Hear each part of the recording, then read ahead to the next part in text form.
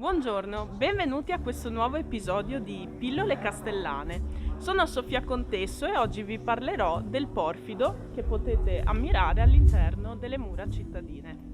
Siamo l'8 settembre del 1931, quando l'allora podestà Rino Bolasco Piccinelli annuncia che avrebbero avuto inizio dei lavori per sostituire l'antica pavimentazione in ciottolato. È il 1933 quando si decide che sarebbero state soggetto a tale rinnovo Piazza Giorgione, Corso 29 Aprile e un po' tutte le vie del centro. Come potete vedere, infatti, qui ci troviamo vicino, appunto, di fronte a Casa Costanzo, insomma una delle dimore più importanti della nostra cittadina. Siamo anche molto vicini all'ingresso del conservatorio e possiamo qui ammirare ancora un tratto dell'antico ciottolato. Infatti, se ci spostiamo di qualche metro possiamo notare come la pavimentazione in porfido si interrompa.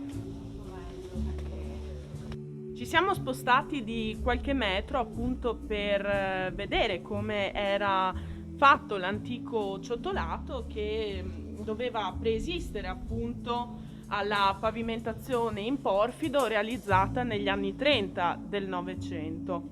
Tra l'altro a questo ciottolato è legato un interessante aneddoto circa il rapporto tra Castelfranco e Cittadella. Si racconta infatti che un gruppo di castellani, terminati i lavori di smantellamento della vecchia pavimentazione, abbia raccolto questi ciottoli e li abbia portati proprio in centro a Cittadella, dove una volta scaricati avrebbero affisso un cartello con scritto: "A noi non servono più, a voi possono servire ancora".